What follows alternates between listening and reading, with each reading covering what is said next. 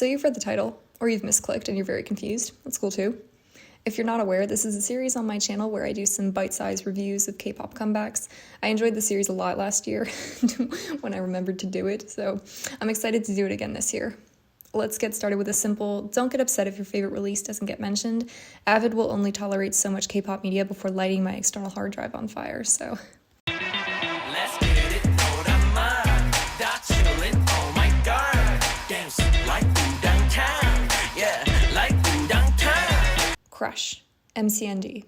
The thing about January is that it's a sleepy month, and a lot of releases at this time of year can be relaxed, bordering on lackadaisical. And for a dance track, I think Crush definitely winks into that category. It's not that the song isn't upbeat and dance-oriented, but it's also stress-free. The back riff is really simple, and the song doesn't ask a ton from the listener. Even the breakdown sections of the song aren't trying to hit you in the face so much as give you something fun to listen to. For me, it's incredibly refreshing to listen to beginning of the year music that isn't trying too hard, but rather understands how lethargic January is. This song sounds like K-pop recreational weed, and after last year, I'm going to enjoy the hell out of whatever relaxation I can get.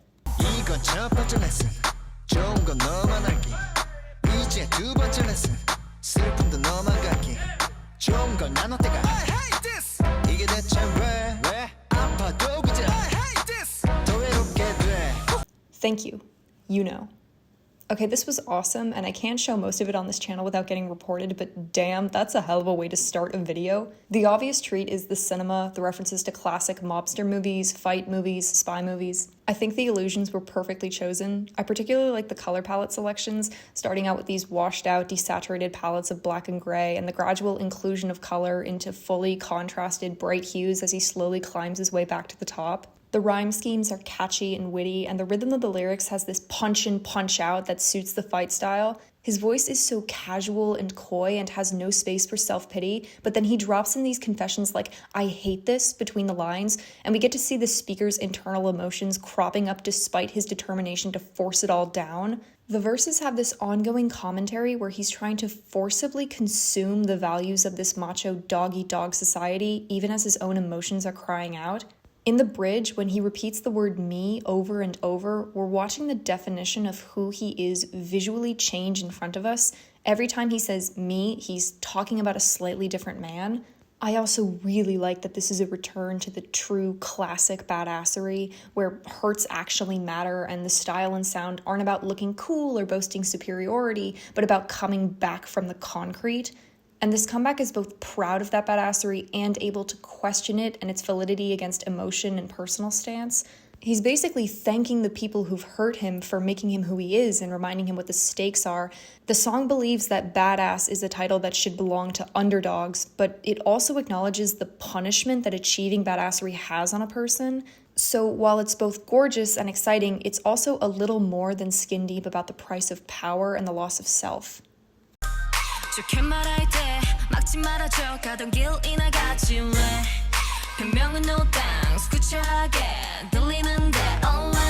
I Don't Miss You, Hwaa.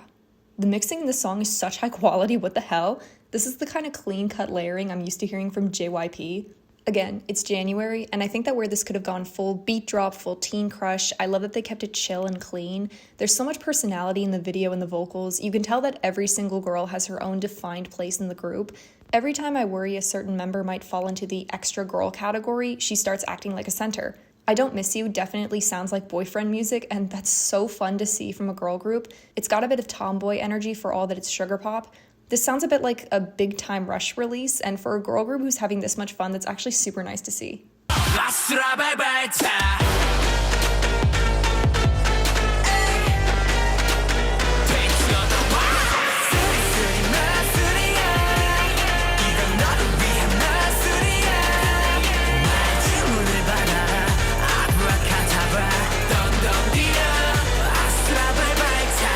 So what's with them and vampires? I'm sorry, I couldn't take some of them seriously. Something about these hairstyles is a little hilarious. The build-up has a strong sense of ambiance, but the drop has no personality right now. I'm happy that second half choruses are coming back into style, which I thank ATEEZ for in particular. The more groups start playing around with act development, the more we're going to get stronger and stronger releases. I see K&K is also doing this, and I've never said this before because we've been around the block on this channel with meaningful group names and hidden messages and why the underscore in Fromis9 is secretly a good thing. And yes, I know why they're named the way they are because of the age thing and the T, but listen, they are named after the TI-84 graphing calculator and you cannot change my mind.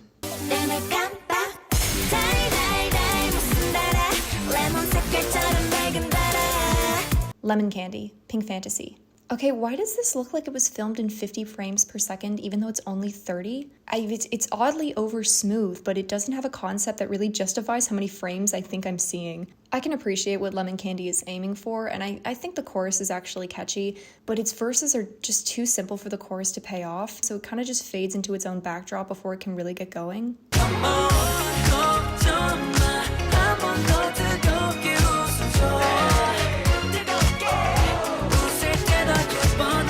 My Treasure. Continuing with the chill trend, this is also a relaxing listen.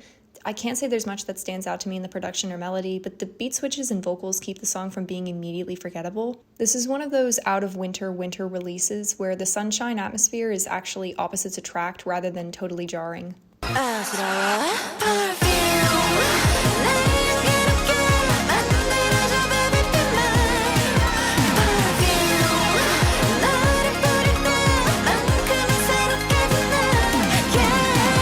Perfume, Yubin. This is one of her cooler videos and was such a smart way to start the year. She's dove blonde this time around, which I dig a lot. Yubin's voice has very muted tones, which is a bit unique in femme fatale releases, and I really like that change up. When it comes to Yubin, I think she enjoys making her songs work for her and not the other way around, and where sometimes that can be a detriment, sometimes it's also super effective. Using a dead man to make Perfume is kind of surprising, but it's also exactly her style.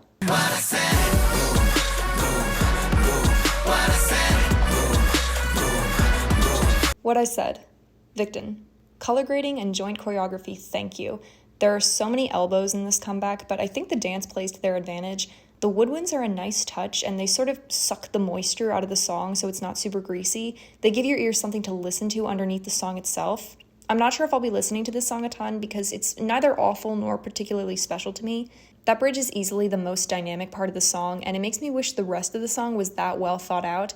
I think Victon is largely finding their niche, and since they already have the choreography and the video design, I think it's only the music that has a few more growing pains to go through.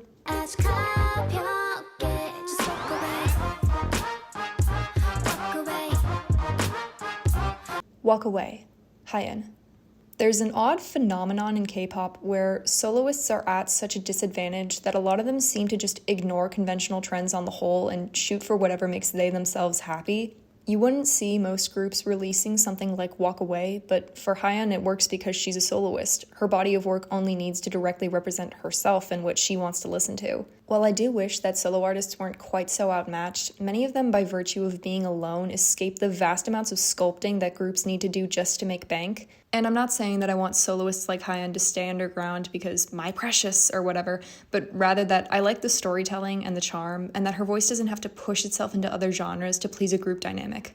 Every day I breathe in my pop song. 내 목소리 들은 시간 같아. Pop song, Haiti.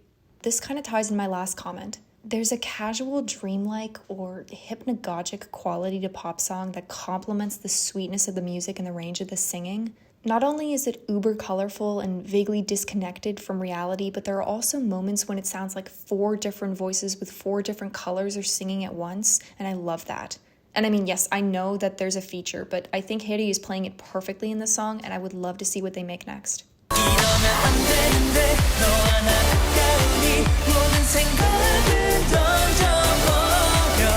Dangerous, Elast. The song has nearly no internal melody besides what's supplied directly by the members, Where one expects a chorus, the song delivers a breakdown, and where one expects a breakdown, the song delivers an orchestral aside. There are hums of dubstep and trap and string music, and yet so much empty space occupied by nothing but singing or whispering. The song ends up being stronger than the sum of its parts. I was actually really impressed by how the song did a lot without doing too much or trying to flaunt how much it was doing.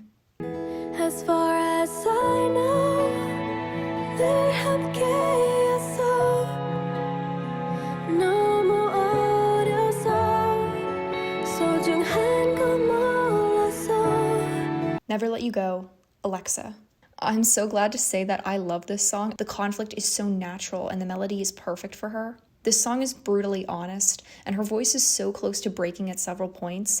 I love when ballads leave little vocal imperfections in the final cut because it grounds the song in realism and emotion. Okay, actually, this song reminds me of the soundtrack for an anime that I watched back in high school, which I remember liking a lot, but I don't remember the name. It's the one... Oh my god, what is it? This is so embarrassing. Okay. It's the one where there are two towns and one is on land and the other is underwater, and the middle school underwater closes, so the underwater kids have to go to school on land with the kids at that middle school. And it's like, it's funny, but it's also like a really touching show about community and change. Why am I talking about anime? That's a long-winded way to say that I love this song. It's my favorite of Alexa's releases yet. I don't think she has to devote her entire sound to songs like this, but I just think this was marvelously done.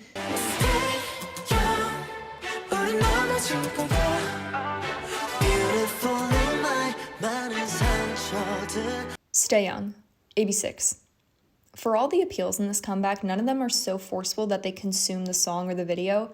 The fluttering strings in the back of the pre-chorus are my favorite part of the song because they aren't overused or overstressed. Sometimes K-pop producers stumble across an instrumental piece they want to use, whether it's a trumpet riff or a famous piano sample, and then they way overdo it to the point of killing the inclusion entirely. When the whole song centers around, hey, look at this cool thing I found in the garage, it ends up feeling like a show and tell for all the ways you couldn't make the rest of the song as instrumentally engaging, so you needed to push that part over and over and over again. So when the strings came in, I was a little worried, but they were suited to the established melody and the beat.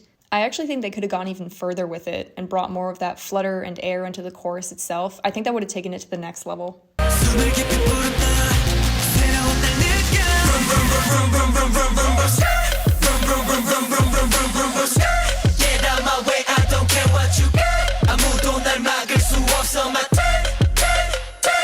My turn. Gravity. I mean, everyone looks really good in this video. No one has poorly dyed hair or a terrible bleach job. They all look healthy and like happy and active. And I love the overly shiny, like way too shiny leather jackets. Kind of reminds me of like Hannibal's plastic murder suit. And one day we'll talk about Hannibal. But for today, let's be honest, this is a car commercial. That's not a bad thing. I love Tempo by EXO. It has the exact same appeal. But these two songs definitely don't have the same songwriters, because in the chorus hit, I started laughing because I didn't think they were being serious, and then they just kept saying vroom, vroom, vroom, skirt. Kudos to you for committing to the bit, but you guys know Big Shaq wasn't being serious when he said the And NCT Dream has run into this problem a dozen times before, where you feel like your friend's middle school brother is trying to look like a badass, like, get out of my way, I don't care. Gravity's doing their best, the video looks good, the song is fine, it's just they got their lyrics from in mi mom's car, broom broom, get out me car. Like, it's just funny, like, what am I supposed to do with that?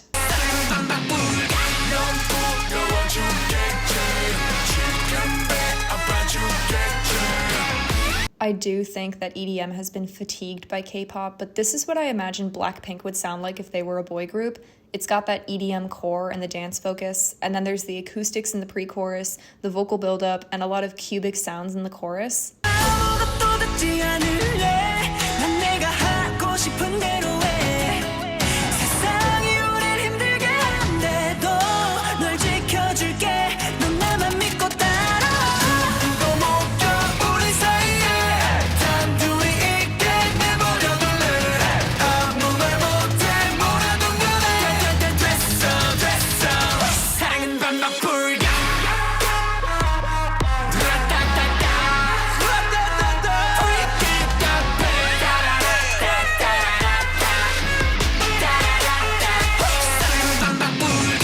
It's a classic jawbreaker song, and where normally I'd be exhausted by this kind of release, I ended up enjoying it. Come Back Home was one of my favorite comebacks of last summer, and I think ONEUS are doing a lot within EDM to keep me interested.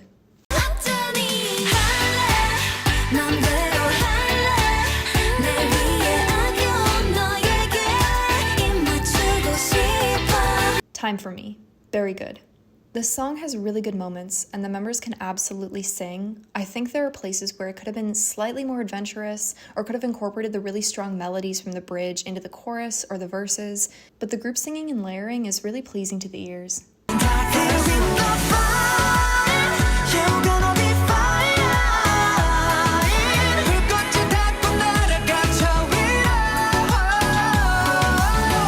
Burn It. Golden Child. Emotional heartbreak dance anthem is a well-explored genre in K-pop, and I'm not sure I would be able to pick up some parts of this song out of a pile of like songs. But damn, this video is cool, and it must have been so much fun to film. Like, take 3 weeks with all your friends to film a zombie apocalypse betrayal movie. That's gotta be a hell of a good time. The song and the dance go in and out a little weirdly.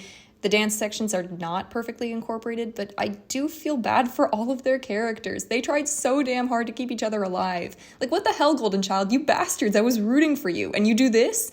I mean, you're not gonna bring her back to life with the power of love. That is so damn cute. You can't just leave him there. What's he gonna do now? Hug all of them back to humanity? I don't think so.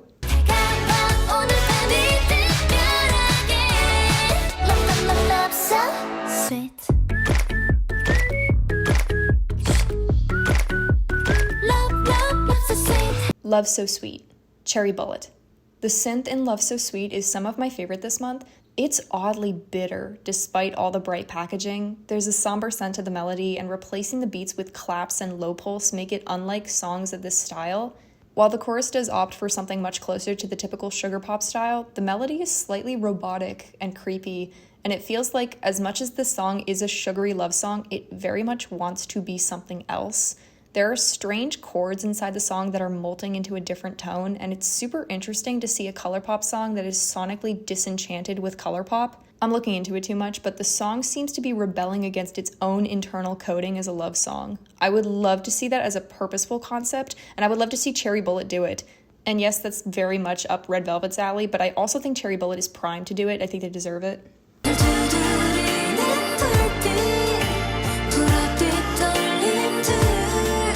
X, Chungha.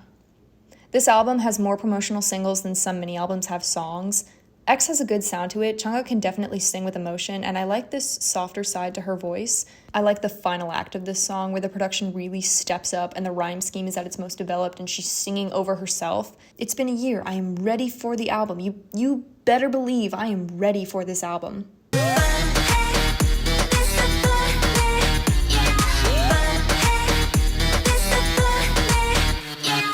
I'm Not Cool, Hwaa. When I heard so many people hated this song, I really thought it was going to be terrible. I thought it was going to be garbage, and then it was just like a normal layer of whatever. I don't see where it incites the level of passionate anger I've seen pointed at it. Some of you missed the worst of second gen, and it shows. I will say, for all that it doesn't inspire a lot of feeling in me, it doesn't totally misunderstand Hwaa's appeal. Plus, I like watching her do what she likes. We'll talk about Good Girl when we get to it.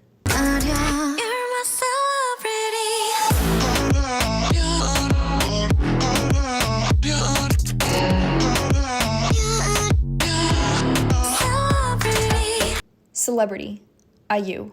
This is both perfectly within her style and new territory for her. I don't really associate IU with that slightly tropical house sound, but IU refuses to release poorly made music. I really like the way that she uses idol iconography like diets and paparazzi and autographs to talk about identity and self-disappointment. She's always been introspective and soul-searching, but her poetry remains pointed and relevant. She's strolled through R&B and pop rock and lots of electro, and you'd think at some point she'd hit a sound her voice doesn't suit, but she just keeps picking the next best match for herself.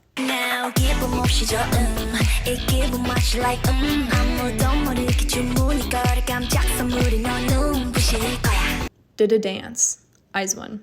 This has got to be one of my favorite songs by them. Yes, it's not as hyperactive as their other songs, but it harkens back to that calm elegance of their debut. The chorus satisfies both in beat and melody, and it has a triple hook with different vocal appeals in each. The girls look wonderful at all moments, and Chaeyeon has red hair, which is perfect. I think one of IZ*ONE's biggest struggles is trying to find space for all the members in their songs, so lines that would sound great if they could last to their fullest extent are cut short for little intrusions by other members. But this song has great pacing, and each section has breathing space to do something significant. The choreography is upbeat and visually intriguing, and the song has multiple great melodies, so while it's not the blockbuster of past songs, it's my favorite song they've ever released.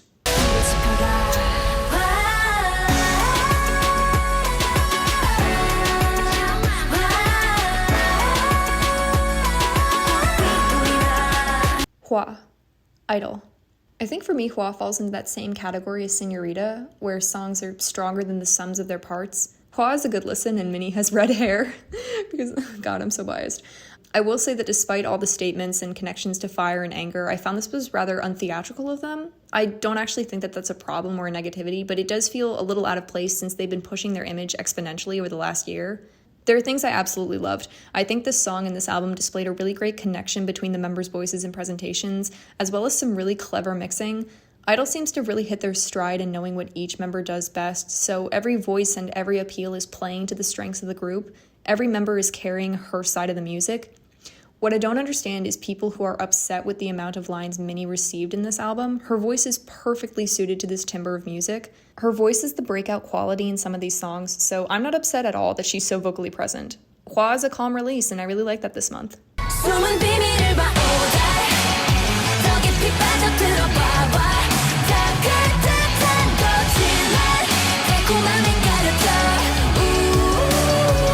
I-DLE, Dreamcatcher. I'm really enjoying this era. I missed Hondong so much in 2020. She looks great this comeback. The dance video for this song is also so fun. I love watching Suwa kick me in the face, and I love the GU center.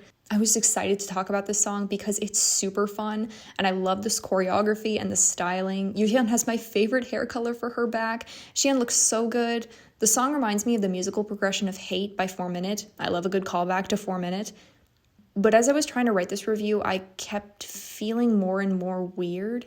As you guys know, last year I took a hiatus during summer break and another in the fall. I didn't get to review a lot of comebacks that I was passionate about, like Life Goes On, or Monster, or I Can't Stop Me, or Why Not. And I never received aggression or anger for not being able to review those songs, but that is what I received from many Dreamcatcher fans about the song Boca. When Boca came out, it was during my health break, so I didn't review any comebacks that month. People said I clearly hated the song since I hadn't bothered to review it when it came out, and that I owed it to Dreamcatcher to be reviewing their music regardless of my personal life. And listen, if it was 3 or 4 people, that would have been one thing, but this was many different people on different videos, and at its worst, some of them decided to bring my health into it, and they were saying things like, how convenient that she gets sick right when Boca comes out. There were jokes about my sickness, like, guys, I found out her medical condition, she's allergic to good music, or Dreamcatcher are such queens, Boca was so powerful that it put her in the hospital. And that's hurtful to read, and it's incredibly uncalled for. Getting aggressive messages about Dreamcatcher is not going to make me want to talk about Dreamcatcher. You guys are always welcome to ask my thoughts on a comeback, or to disagree if you have a different opinion, but please just find appropriate ways to do so. This applies to anyone from any fan base about any group. I do not think that all Dreamcatcher fans are like this at all, but I'd like to make sure the people who continue to engage with my channel are the people who can understand why I don't always have time to review a song, or who can ask for my opinion in a way that isn't deliberately hurtful. Going into 2021, I want to make it clear to you guys, I am going to take breaks if I have to. I'm going to miss a comeback here and there. I can't prioritize a K-pop song over my own well-being. Trust me, I want to be able to talk about Dreamcatcher's music and the members and my fondness for their comebacks, but this kind of reaction just isn't good for anyone, and I want things to stay good on this channel for both you guys and for me. This is all about going forward. I want to end this video on a positive note, so finally here is my favorite comeback this January.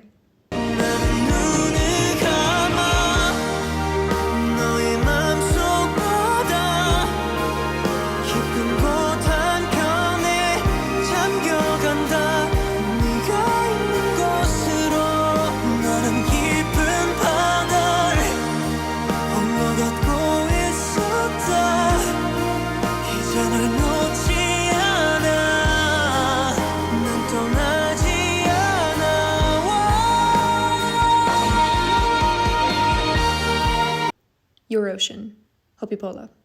God, this one makes me emotional. This is my favorite of the month. The sheer love of music is so present in these vocals. Every range is being used perfectly, and while this song isn't trying to do the Broadway showstopper, it's almost like the vocals can't help themselves. The cello can't help itself, the song can't help itself, and that's so sad. I said before that rock is a guitarist's medium, and the gradual rise of the lead guitar does so much for the emotional dimensions of this song. I think K-pop groups that sample electric guitar can sometimes lose how emotional and dynamic that instrument can be, but groups like Hopipola and Day6 and OneWe do a lot for returning that depth to the industry scene. When you realize that someone will impact the way you love for the rest of your life and never even know it, that is such a sad moment.